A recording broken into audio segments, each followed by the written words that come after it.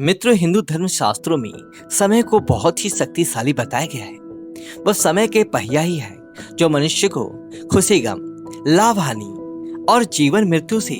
परिचित करवाता है। मित्रों, आपने भी देखा होगा कि समय का चक्र जब परिवर्तित होता है तो राजा को रंग और रंग को राजा बना देता है। और ऐसा माना जाता है कि समय के कारक ही मनुष्य के जीवन में कभी खुशी आता है तो कभी दुख भी उन्हें झेलने पड़ते हैं। लेकिन क्या आपने कभी ये सोचा है कि आपके जीवन में शुभ समय आने वाला है, इसके पहले ही पता कैसे किया जा सकता है? अगर नहीं तो चलिए आज की इस वीडियो में हम आपको उन संकेतों के बारे में बताते हैं जिन्हें जानने के बाद आप भी अपने जीवन में होने वाले बदलाव का अंदाजा पहले ही लगा सकेंगे, जिसके बारे में भगवान श्री कृष्ण ने स्वयं नारद जी को बताया था। नमस्कार और स्वागत है आपका ऑस्ट्रोट चैनल पर। हिंदू धर्म ग्रंथों पर एक वर्णित एक कथा के अनुसार जब एक दिन नारद जी भगवान श्री कृष्ण से मिलने आए तो उन्होंने भगवान से पूछा, हे नारायण,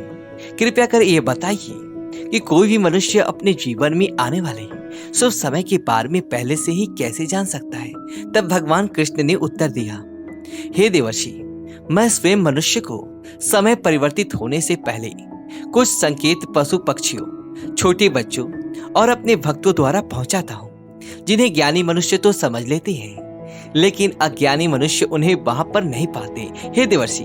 इन संकेतों में से सबसे पहला संकेत यह है कि जब किसी मनुष्य की आंखें ब्रह्म मुहूर्त अक्सर खुलने लगती है और उसे ईश्वर का स्मरण स्वतः ही होने लगता है, या फिर मनुष्य को ऐसा प्रतीत होने लगता है कि उन्हें कोई और किसी दिशा की ओर ले जा रहा है, तब ऐसे मनुष्य को ये समझ लेना चाहिए कि आने वाले समय में उनके भाग्य का द्वार खुलने वाला है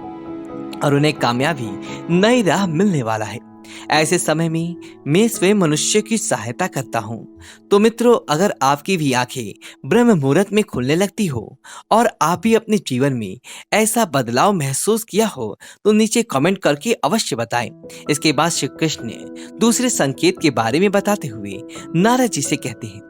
हे ब्रह्मपुत्र, जब कोई मनुष्य प्रसन्न रहने लगता है या फिर उसके चेहरे पर हर वक्त मुस्कान दिखाई दे अर्थात वह मुस्कान से भरा हुआ रहता है, और ऐसा मनुष्य जब अपने क्रोध पर विजय प्राप्त कर लेता है तो उसे समझ लेना चाहिए कि उसके जीवन में अब खुशियों की बारिश होने वाला है। ऐसा मनुष्य जब किसी चीज के बारे में सोचता है तो उसे उम्मीद से भी ज्यादा मिलता है। मित्रों, आपने भी सुना होगा कि प्रसन्नचित्त मनुष्यों के मन में ईश्वर स्वयं वास करते हैं,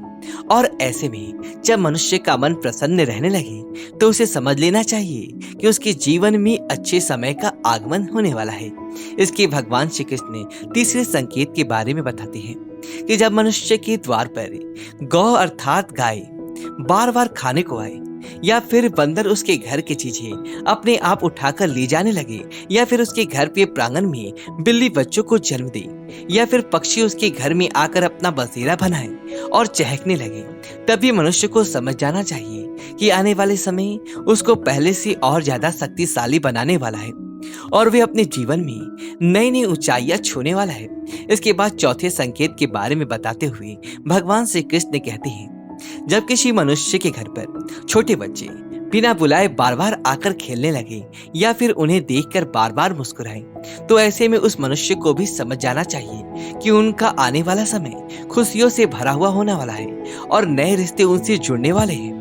मित्रों, आपने भी बड़े बुजुर्गों को यह कहते सुना होगा कि छोटे बच्चे ईश्वर का रूप होते हैं और वे हमेशा आपके लिए शुभ ही होते हैं। इसके बारे में आप स्वयं क्या सोचते हैं, ये भी नीचे कमेंट में जरूर लिखें। पांचवें संकेत के बारे में भगवान श्री कृष्ण बताते हैं कि जब मनुष्य के खर्चे में कमी आने लगे और धन प्राप्त करने के नए नए स्रोत आपने आप दिखाई देने लगे, ऐसे में उस मनुष्य को ये जान लेना चाहिए कि अब उसका बुरा वक्त जाने वाला है और उसके बाद से उसके घर में स्वयं लक्ष्मी वास करने वाली है। ऐसे में उसे मनुष्य को सारी परेशानियों से छुटकारा मिलने वाला है और धन उसके घर में ठहरने वाला है जो पहले नहीं ठहरता था। फिर भगवान श्री कृष्ण आगे बताते हैं कि जो अगला संकेत जो मनुष्य को भेजता हूँ जिससे वह जान सके कि उनका शुभ समय शुरू होने वाला है, वो ये है कि जब भी कोई मनुष्य पूजा की थाली लिए हुए भगवान की आरती कर रहा हो और उसे ऐसा प्रतीत हो कि उसे देखकर भगवान की मूर्ति मुस्कुरा रही है, या फिर बड़े दिनों के बाद उसके घर में अतिथियों का आगमन हुआ हो, तो उसे समझ जाना चाहिए कि उसका अच्छा समय शुरू होने वाला है। इसके अलावा जब किसी महिला का बायां अंग और पुरुष का दाहिना अंग फरकने लगे, तभी उसे जान जाना चाहिए कि उसका शुभ समय आने वाला है। इसके बाद 7वें संकेत के बारे में भगवान श्री कृष्ण बताते हैं कि जब कोई मनुष्य सुबह सुबह किसी शुभ कार्य को करने के लिए घर से निकलता है और रास्ते में उसे गौ अर्थात गाय माता की दर्शन हो जाए या फिर किसी साधु संत द्वारा उसे आशीर्वाद मिल जाए, तो ऐसे में उस मनुष्य को भी समझ जाना चाहिए कि वह जिस काम को करने के लिए घर से निकला है उसका वह काम अवश्य ही पूरा होगा और उस काम को सफल होने से कोई भी नहीं रोक सकता।